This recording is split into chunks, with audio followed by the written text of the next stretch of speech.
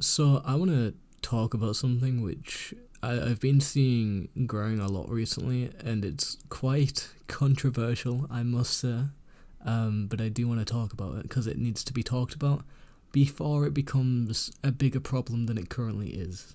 So first off, let's look at the definition of homophobia. Homophobia encompasses a range of negative attitudes and feelings towards homosexuality or people who are identified or perceived as being lesbian, gay, bisexual or transgender. Well, why is homophobia bad? We all know this. It's because it's discriminatory to a whole group of people when that group of people is made up of individuals who are human and can't be defined by that one part of their character. Okay, so what is the meaning of discrimination? Discrimination is the act of making unjustified distinctions between people based on the groups, classes or other categories to which they belong or are perceived to belong. Okay, so that's all fine and good. No one's bothered about the way I've described discrimination and homophobia.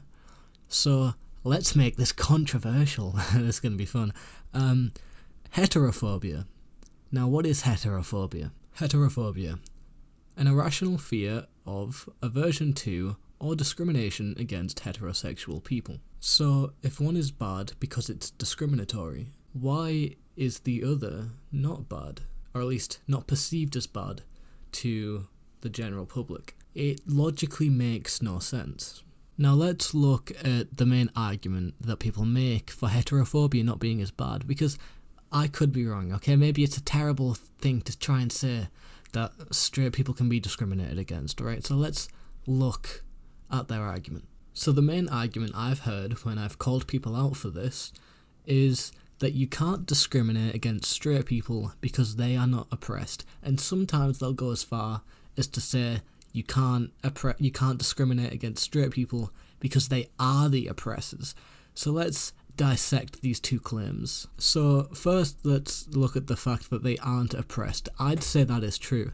Now, there is an argument to be made that when companies are trying to fill diversity quotas, that straight people, or what is the most common sexuality or race in that area, is discriminated against, which is quite often straight people.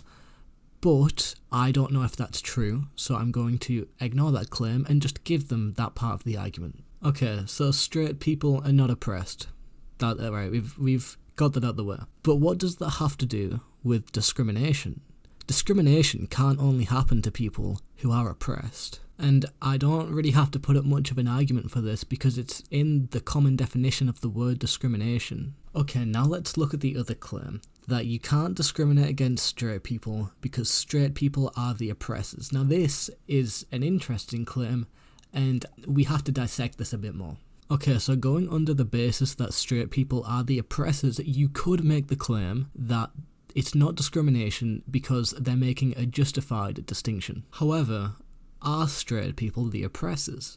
Now, let's dissect what they mean by this. The way I perceive it to be is straight people are the people who oppress the LGBT. But that's not a true statement. Well, it could be, but it depends how you think of the term straight people oppress the LGBT. Do some straight people oppress the LGBT? Yes. Do all straight people oppress the LGBT? No. So is it justified if someone discriminates against someone for being straight because some straight people discriminate or have discriminated against LGBT members? Now this is a controversial question. So my answer is no, but let me explain why. So gay men have a higher rate of HIV. That is a fact. Now, would it be a logical statement for me to say gay people have HIV and I should treat gay people like they have HIV because they're gay? I'd assume, and I'd at least hope, that you'd say no to that question. So now we've logically broken down that way of thinking, let's look at the statement again.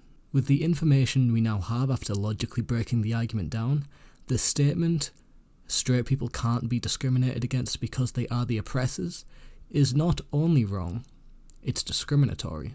Now, if you have any counter-arguments, tell me, because I'd like to look at them, think about them, and if I disagree, dissect and break them down. But if not, if you have no counter-argument to this, I want you to think about your belief, really think about it, think about what I've said, and if you really can't think of a counter-argument, and you can't falsify my argument in a justifiable way, then it's time to change your view on this matter. Moving on, I found a it's not a Wikipedia page, it's a Wikipedia parody called Rational Wiki, which definitely has a political bias, and is not as unbiased as Wikipedia usually is, but let's look at their page on heterophobia. So this is the first part of the heterophobia wiki page thing. Let's just read it. Heterophobia is the supposed fear and mistrust of heterosexual people, presumably by non-heterosexuals. Well, we've looked at the definition. It's not exactly the meaning, but it's not too far off. You notice that they say supposed there? No, that's not the exact definition. Here's the definition on screen now. But as fully respectable as it clearly sounds at face value, the obvious good of opposing anyone, hating anyone else for their sexuality, the actual origins of this particular term were not rooted in a legitimate self-defensive response to any actual hate against heterosexuals. Now, they provide no evidence for this claim, so, I mean, I don't know what you want me to say. They've got no evidence. At least they didn't provide any. But rather as an intentionally anti-gay neologism. What does that mean? Neologism. A neologism is a relatively recent or isolated term, word, or phrase that may be in the process of entering common use, but that has not yet fully been accepted into the mainstream language. Meant to be used against the LGBT community as a snarl word. Snarl. To speak angrily or threateningly. Can the writers of this article just use normal English fucking words? Please, I beg. Designed to delegitimize the gay rights movement, its campaign for equal treatment, and aim to end to anti-gay bigotry. The term implies that rather than reacting to anti-gay rhetoric, gay right advocates are in fact speaking out against heterosexuality and heterosexuals in a demeaning or bigoted manner. Okay, let me explain what imply means. If I say in this tone, oh, look at that jumper, that doesn't say that I like the jumper, but it implies that I think the jumper looks cool. However, if I say in a disgusted tone, which I can't seem to do, look at that jumper, that I'm not saying to literally look at the jumper, and technically speaking, I said the same words, but I didn't really tell you to look at the jumper. You could have already been looking at the jumper and you'd have known what I said. Now, if someone said, yeah, straight people are so annoying, or straight people are terrible people, or straight people are the oppressors, and I said, that's heterophobic. What am I implying there? I'm implying that what you said was discriminatory towards straight people. There is no, implications there other than what I said. Now, if someone said something homophobic, genuinely homophobic, and I said, well, you know what gay people are like, then that would be homophobic. That's an implication of homophobia. Calling someone out for being heterophobic is not an implication of being homophobic.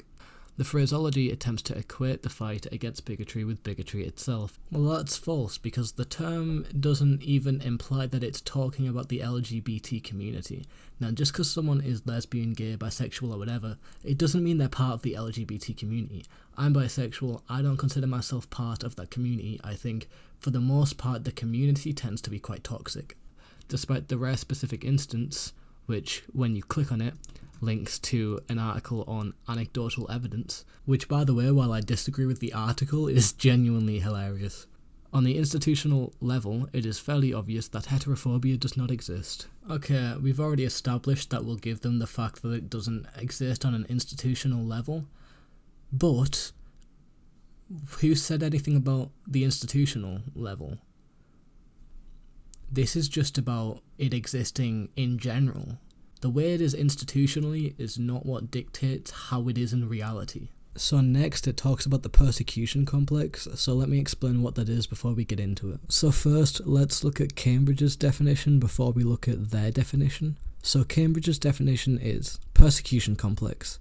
People with a persecution complex suffer from the feeling that other people are trying to harm them. Now let's look at how they define it. A persecution complex is a term given to an array of psychologically complex behaviours which specifically deals with the perception of being persecuted for various possible reasons, imagined or real. Usage of heterophobic or heterophobia by anti-gay groups falls into the wider pattern of the persecution complex, in which groups criticized for their tendency to create hate and discrimination react by reaffirming their discriminatory tendencies as some value-neutral idea, and then suggesting that criticism of this reframed idea constitutes discrimination. Outside of being incredibly ironic, what they're trying to say isn't entirely that out there of an idea, but they explained it very badly. And maybe this isn't what they're trying to say, but this is the only way I could give them a point of some sort. They could argue that some people who are homophobic, that are under the idea that straight people are going to be abolished or that they're going to be oppressed, are experiencing a persecution complex. That could be argued, and it could be argued very well. Now, I don't know the future. Maybe they're right, maybe they're wrong. I don't fucking know. But they'd have somewhat of a point there. Let's continue for the last part of the persecution complex bit of the article. Thus, racism becomes white pride, and the marginalised racist claims that the heritage of having lighter skin pigmentation is being sidelined unjustly through reverse racism. Now, this is a topic for another video, but reverse racism doesn't exist, it's just called racism. Whether it's towards white people, black people, Asian people, whatever, it's just called racism. Similarly, homophobia is simply a deeply held fundamentalist Christian value, and disrespecting this value by granting equal rights to homosexuals constitutes religious discrimination. Just to completely throw this idea that it's to do with the persecution complex in the trash, I briefly mentioned earlier I am bisexual, so how would I have a persecution complex that would cause me to believe in heterophobia? And why would I be homophobic? It would be pretty shit to be bisexual and homophobic. That would fuck me over entirely. So, it's not a homophobic viewpoint. It's not a persecution complex. What could it be besides maybe an idea that I thought through and have came to a good conclusion on? Some people would say that it's internalized biphobia, but that is the dumbest shit I have ever heard. Now, internalized homophobia and stuff, it can exist. People can hate themselves for their sexuality. I do not hate myself for my sexuality. I don't resent myself in any way. I love myself. I'm a great person at times. I can be a terrible person sometimes, but I think I'm a fairly okay guy. Just because someone disagrees with your idea and they're not straight doesn't mean they hate themselves for their sexuality. It just means they have a different opinion to you. The reason I bring this up is because so many times when I've debated people on these topics and they've said to me something like, stay mad straighty, or like they've said some insult along the lines of me supposedly being straight, and I'm like, I'm not even straight, I'm bisexual. So they go to, you must be suffering with internalized biphobia. Could you not just think of the fact that maybe some people disagree with you? Anyway, that was my little side rant. Let's move on in the article. So next they're gonna deconstruct my persecution complex. That persecution complex I have, that straight people can be discriminated against despite not being straight. It makes sense, I swear.